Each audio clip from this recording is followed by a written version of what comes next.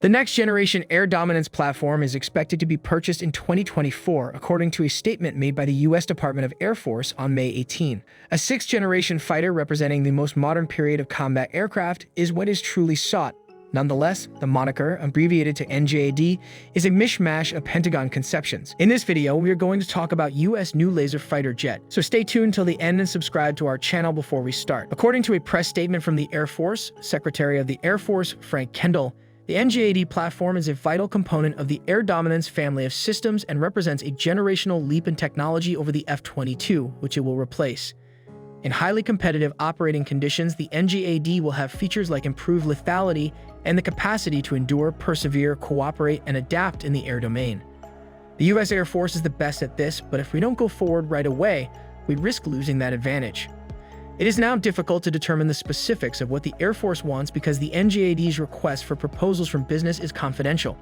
However, generations have been used to categorize jet fighters for many years. What then distinguishes a fighter generation from a sixth-generation fighter?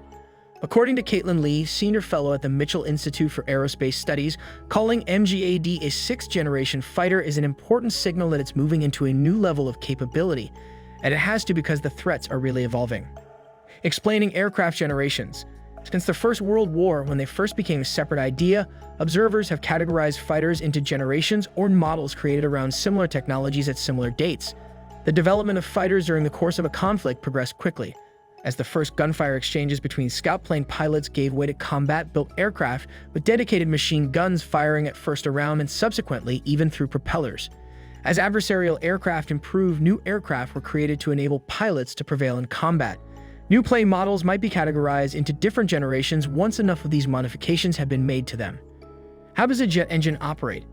This holds true for the earliest fixed-wing and biplane fighters, all the way through World War II's piston-powered patrollers and into the jet period. 4 different fighter generations were displayed flying in formation for ceremonies at an Air Force gunnery competition in October 1954, according to Popular Science. 2 aircraft with propellers were included in this generational photo: the SPAD biplane from World War I and the F-51 fighter from World War II. 2 different jet fighters, the F-86 Sabre, which served in the Korean War, and the F-100 Super Sabre, which would later serve in the Vietnam War, are there beside them. The characteristics that influence an aircraft's development.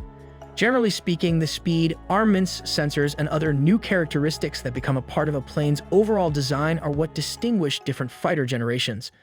Focusing on jets, fighters powered by that kind of propulsion have progressed from straight-wing aircraft flying at top speeds below the sound barrier, equipped with guns, unguided rockets, and bombs, as sensor-rich stealth aircraft that can carry a variety of anti-air and anti-ground missiles. Though jet fighters are typically classed apart from their predecessors that use propellers, there is no universally accepted definition of what exactly constitutes a fighter generation. A version by historian Richard Hallion, which was printed in the winter 1990 issue of the Air Power Journal, describes 6 generations as being largely characterized by speed and maneuverability. In addition to the F-35 and F-22, which are now widely regarded as the F-35 and F-22, Hallion's definitions come before the next-generation air dominance plane. The generations of jet fighter. The following is a general summary of the generations in order, albeit there is disagreement about the specifics of which jet fighters belong to which generation. This list was adapted from one created in 2009 by John Tirpak, the magazine's editorial director. The 5th and 6th generation fighters in closer. In 2009, Tirpak looked into the potential of what a 6th generation fighter could be, partly by speculating on new technology it might include, but also by describing what came before. Tirpak predicted in his writings from more than 10 years ago that the next generation of fighters would be even more stealthy, more effective, networked with other vehicles, outfitted with better sensors, maybe change shape mid-flight, deploy laser weapons, and even be crewed on demand. A 5th-generation fighter, according to Tirpak, must include all-aspect stealth with internal weapons, extreme agility, full sensor fusion, integrated avionics, and some were full supercruise, citing the F-22 and F-35 as 2 examples. To explain the terminology used above, stealth refers to a set of technology from the plane's coding to its design that make it difficult to detect, especially with radar. By combining data from several avionics and sensors aboard an aircraft, such as targeting cameras and radar, sensor fusion can produce a more complete view of the area around the aircraft. A supercruise is a sustained flight above supersonic speed that avoids the need to overfuel the engines, which was the traditional method of producing supersonic bursts. These modifications are all reactions to the new danger environment that prior combatants have encountered. One strategy used in aircraft design to reduce the risk from sophisticated anti-air missiles is stealth. Fighters can see farther and better than competing aircraft and air defense radars by using improved sensors. The goal of fighter design is to make an aircraft that can both withstand present dangers while also foreseeing potential future threats. Additionally, the 6th generation fighter will serve as a platform. The Air Force referred to the next generation air dominance as a platform rather than a fighter when it released the solicitation for it. It makes sense to anticipate that it will act in fighter-like capacities and have a fighter-like appearance. After all, the goal is to defeat rival fighters rather than replace the air superiority-focused F-22.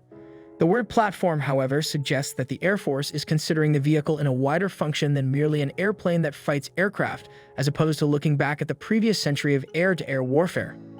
One way to think of this is that, similar to how it may use fighter jet wings now, the Air Force wants to use a variety of aircraft in the future, including the NGAD. This might entail engaging in combat using the Air Force's planned Collaborative Combat Aircraft, CCA, a combat drone, as part of its next-generation operations strategy. What makes CCA next generation is that they will have more autonomy than the UAVs in the Air Force inventory that are now available, like Reaper. How much more autonomy they will truly have is the question, according to Lee. And I believe that the Air Force is interested in beginning with having a manned fighter aircraft, whether it be an NGAD or something else, be able to provide inputs and definitely oversee the CCA's operations. One of the major dangers to modern fighters is that they are expensive and difficult to replace. This threat can be reduced by integrating other aircraft, particularly more disposable autonomous aircraft, into a fighter wings operations. The 6th generation fighter behind the drone escort can be protected by adding an additional layer of unmanned aircraft, ones that can fly a little closer and accept a little more risk. The 6th generation fighter, also known as the next generation air dominance platform, will be defined by its ability to meet and defeat threats that have emerged since the previous generation of fighter jets, while also carrying out its primary function of enabling the Air Force to place weapons where they are needed. This brings us to the end of the video. Share your feedback with us in the comments and give this video a big thumbs up. Also, if you're new here, then subscribe to our channel. Also, don't forget to press the bell icon for further videos. Thanks for watching.